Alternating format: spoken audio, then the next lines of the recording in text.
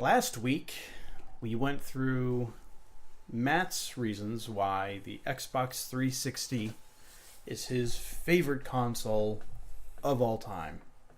And I had originally intended to also tell you guys my favorite console, but it went a little long and, we already had like a 20-minute long video out of it, so I figured, let's not make this into a 40-minute long video. So this week, as promised, I'm going to tell you guys what my favorite video game console of all time is and give you the reasons why.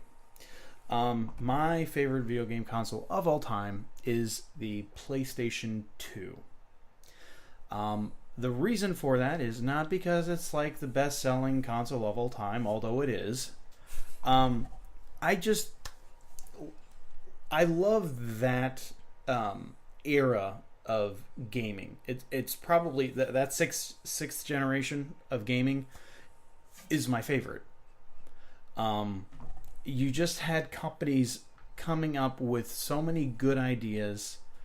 The graphics for games, I think we hit a point where, okay, that looks good. Like that legitimately looks close to CG. Once the Dreamcast, PS2, GameCube, and Xbox came along, games just started looking so good. 3D gaming was mastered in those days, and to the point where today we still see a lot of those elements in games today. So the era was great. It was also it's also before the 7th generation of consoles, where you had all this DLC becoming an option, and DLC wasn't looked at as this like, hey, we can expand this game, so people can have years more of enjoyment from a single game, and they can add on and get DLC for the game. It just became like this way to get more money off of the single game, and like planning a whole game around what are we going to include in the main game, what are we going to keep over here behind a paywall in the form of DLC. During the PS2 era, they would cram everything they could onto that disc, and if they wanted it to be hard to get to, you had to unlock it. And I miss those days. Like I honestly wish that there were more games like that where you just unlock stuff. There's no DLC. You can, games have so much storage space on them now and they barely even come close to using half of it. It's just crazy to me that DLC has become what it is today. But it's a part of gaming, and we'll never go back at this point. So I love the PS2 era of gaming. Also, the PS2 itself is it's a very it's honestly what got me into buying my own movies also, because I grew up watching VHS, VCR, and I was the guy that I was the kid that could get the tracking just right, and so that and with tracking is like the visual, the white lines going across your screen when you're watching a VHS tape. If it's dirty, you're going to have noise, and if you adjust the what's called tracking, you can minimize it, get rid of it altogether sometimes. And then DVD came out, and everyone was just like, hey, guess what? No tracking. Hey, guess what? No rewinding the movie. Rentals, like, forget about rewinding it. Hey, you want to go to the middle point of the movie instantly? You got it. DVDs it did what it did to movies what CDs did for music. It just digitized it, and the PS2 gave that to you in its package. The GameCube didn't. The Dreamcast didn't. The Xbox did, but you had to go out and buy the stupid remote for it to play a movie. That was dumb. So out of the box, you can use the controller that the PS2 came with, and watch DVDs. And I love that about it. It's also probably still got one of the coolest clocks ever. If you actually ever go just boot up the PS2 without a game in it and bring up the clock and just look at it, it's done really well. It's like a glass clock in like a void, and it's like each hour is like almost like a sand. That's not sand, but it like fills up, and then when it fills up, it goes the other way. And it also spins on the axis. So at 12 o'clock, it like spins on this axis. At 1 o'clock, it spins on this axis. It's really cool. It's done really well. And then one revolution is like equal to 1 minute. It's really, really cool. People probably think I'm an idiot for thinking that's cool, but I don't care. I think the PlayStation 2 has one of the best startups out of any console. Like it does. The sound that it makes when you first start it, like, I think that will be the most iconic startup of any console, other than I think the GameCube. Just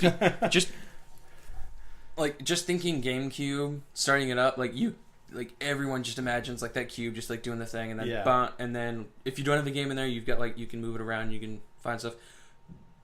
I did like the way that the PlayStation 2 did it better, but just opening it up, like the sound it made and the visual it had, where like it's just like a really misty, opening, and then there's like some structures, and those structures were only there if you had a memory card in it, because the structures were determined by the contents of your memory card. Awesome idea. And then the fact that you just kind of like fall into it, it's almost like it emulates like this feeling like, oh, you're falling into this virtual world. The PS2 had killer game library on it. The reason why, like, I love the fact that in the PS1 era we got things like the DualShock, we got the analog sticks, we got Rumble. We got these things that kind of came halfway through the generation. You had that all the way through the PS2, lifespan. So every game had analog. Every game had Rumble. Every game was just good looking. I believe that I'm kind of confused on this. I don't know if the PS1 could get any games to run at 60 frames per second. Sometime I've been told yes, it can. Other times I hear no, it's capped at 30. I think it might be capped at 30 because composite video and S video can only maybe go up to 30. I'm not 100% sure on how that works, but I remember games like Devil May Cry just having that silky smooth 60 frames per second gameplay of killing monsters. You had the Jak and Daxter series, and I love Naughty Dog because Naughty Dog kind of just followed me as I grew up. Like when I was, I want to say in my early teens, I played Crash Bandicoot. In my late teens, it was Jak and Daxter. And then when I got into my 20s, it was the Uncharted games. And they just kind of have been there right at my maturity level. Those are the games that they've released. And Jak and Daxter was a phenomenal game series I'd love to see return. Final Fantasy X, one of my favorite Final Fantasies of all time. I love I got a Final Fantasy poster in here. It's got one of the coolest storylines, some of the best character development in a Final Fantasy, and like I'm actually like, it's probably one of the games I'm most excited to play on the Vita, the HD version of Final Fantasy X. There were, goodness gracious, that was the era of DDR, when DDR was like kind of big, and I played with my friends and they were so cheap. That was the era that Guitar Hero came out and Rock Band started, and now they're gone. They're long gone. No one wants to play those games anymore. Even though they were a fun little experiment. Goodness, what else on the system? Sly Cooper. Sly Cooper. I never got into Sly Cooper, but them along with the Ratchet and Clank games, those were all good games. Insomniac back in the day were the games that I played. Yeah. the Spyro games we won't talk about, or the Crash Bandicoot games. Just no. Just no. I was talking about Okami earlier. That's an amazing PS2 title. Resident Evil 4, even though it was downgraded from what was possible on the GameCube, it did kind of it was a give and take situation where, yes, it's not as pretty of a game, but it gives you true 16:9 widescreen and progressive scan that the GameCube version didn't give you, and it also gave you extra content for the game. So, and that's the first Resident Evil game that I got into that got me into the series. What else? Oh gosh, Kingdom Hearts. Kingdom Hearts started on the PS2. And I've talked about PS2, or I've talked about Kingdom Hearts like too much almost on this podcast. The Dragon Ball Z fighting games on PS2 were awesome. We got all of them. I think GameCube only got 1 and 2. And those are easily the weakest ones. But they missed out on Budokai 3, which is, to this day, we don't have fighters yet. Budokai 3 is probably one of the coolest actual like fighting, traditional fighting style Dragon Ball Z games that you can get. Marvel vs. Capcom 2 is on there. We had the Lego games started during the PS2 era. They were cross-platform, but they were still pretty cool. The Lord of the Rings games that were movie tie-ins, those were fun hack and slashes. Just so many good games on that system. It's hard to a lot of people when they talk about the PS2 today, they just say like, yeah, there's a bunch of crap on the system. You could say that about any system. You really can. Here's a solution to that. Don't buy those games. Don't play those games. Act like those games don't exist. You'll be just fine. And that so yeah, with the movies, with the library, with the fact that and I love the fact that they didn't really change the controller. The DualShock 2 is basically a DualShock 1. I think that the face buttons are they're kind of pressure sensitive. So for racing games, I think that racing games are the only ones that actually use the pressure sensitive face buttons for if you press down harder, you'll go faster on the X button. So you have that which kind of hurt, which kind of hurt you can't there was actually some games that you couldn't use a PS1 compatibility. Oh, that's another thing. PS1 compatibility with every PlayStation game out there, original PlayStation game.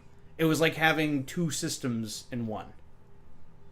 There was no reason to own a PS1 anymore, because not only did it play all your old PS1 games, it had some options that would allow you to read the disc faster and give you faster load times, and also you could smooth out the textures. So say bye-bye to those pixelated textures. Some games it was more of a subtle change, and other games it could make certain PS1 games look like a Nintendo 64 game as far as the textures, because it didn't do anything to help the warping that would happen with PS1 games, but it just made things look a lot less pixelated. And then the PS3, they took that out of the PS3. Even though the PS3 can play PS1 games, it just upscales them to 1080p. That's about it. Did you ever play Tak and the Power of Juju? No. Never heard of it. That is... When I think of PlayStation 2, I think of Ratchet and Clank. I think of Kingdom Hearts. I think the first RPG game I ever played was called Champions of Norath. Mm-hmm. Which, oddly enough, I did play with people that I knew. That was a fun game. EverQuest game. Me, my brother, and then Aaron and his brother we played that game so much when we were growing up. Mostly because that was the only 4-player RPG game that we were allowed to play at the time. But Tag and the Power of Juju, I think, is like, that's another game I think of when I think of PlayStation 2. That was a really good game. Shadow of the Colossus. And I mean, I haven't played it yet. I have it. It's on my list of games to play. Ico. But Ico or Eco, depending on how you pronounce it. My goodness. And it was kind of ingenious how they actually got the PS1 compatibility to work. The sound chip for the PlayStation 2 was a PS1 on a chip. They had basically made it so that the PS1 was doing the sound for all the PS2 games, like the chip in there, and then when you put in a PS1 game, it would just run the game off of that chip. It was brilliant. But, you know, when PlayStation 3 came around, they were like, well, we have to make this backwards compatible with PlayStation 2, so it added to the production costs, and they just put PlayStation 2 hardware inside of a PlayStation 3. And then PS1 games just ran on emulation. And then they were like, well, we want to save money, so they took it out. And permanently tarnished the PS3 generation. So it's kind of a mixture of, you know, when... And I want to say I was probably... When the PS2 came out, I was probably about 15, 16 years old. Got my own job. I could buy my own money. This is when I really started, like, not having... What did I say? Did I say buy my own money? Buy my own money. I could buy my own money. No. I got to the point where I could buy my own games. I wasn't relying on... and for some reason, I don't know why, but when I got to about my mid-teens, that's when, like, my family was just like, we're not going to buy you any more video games for Christmas. They didn't give me... They just said, I think you need to grow out of it, pretty much, is what they told me. I was like, okay. I got a job. I kept buying video games. Yeah, I didn't grow out of it, sorry. Yeah, it worked out really well. It's not a good strategy. Xenosaga. Star Wars Battlefront on that system. I know it was better on Xbox, but still, it was a decent game on PS2. Oh man, it's my favorite game system of all time. I still have mine hooked up. It's still that cool of a system. GameCube also was no slouch in those days. It unfortunately didn't sell as much, but yeah, those are my reasons, and I'm sticking to them.